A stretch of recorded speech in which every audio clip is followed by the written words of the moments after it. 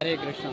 এসে গেলাম দেবগুরু বৃহস্পতি প্রকাশ গঙ্গাদাস পণ্ডিতের এবং বিদ্যা বনস্পতির বাড়িতে, জন্মস্থান।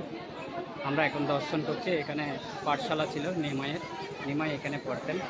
খেলার চলে তিনি তার প্রিয় কলম মাটিতে পুঁতে দিয়েছিলেন, সেটা বৃক্ষের উপর পরিণত হয়েছে। আমরা এখন দর্শন করব।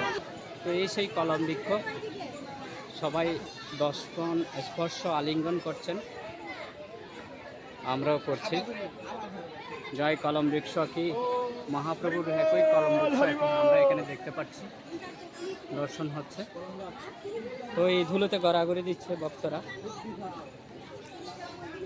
মহাপ্রভুর প্রেম রয়েছে, অনন্ত কোটি বৈষ্ণব ভক্তবৃন্দের প্রেম রয়েছে এখানে। তো আমরা ধুলো স্পর্শ করে মাথায় স্পর্শ করছি।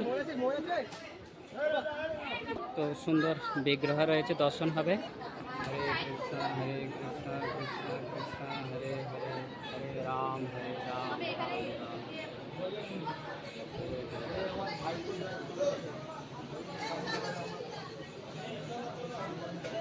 তো এই স্থানে অনেক কলম বৃক্ষ রয়েছে, যেটা মহাপ্রভু স্বয়ং নিজ হস্তে পুঁতেছিল। আমরা সেই কলম বৃক্ষ দর্শন করিয়েছি আপনাদেরকে। তো আমরা এই স্থান দর্শন করলাম। মহারাজ রয়েছে এখানে।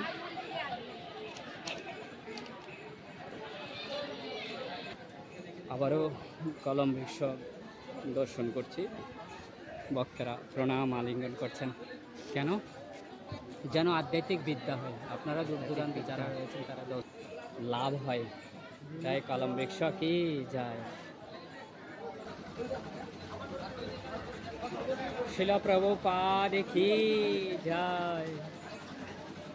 নিতাই গৌর সীতনাথ প্রেমানন্দে হরি হরি बोल।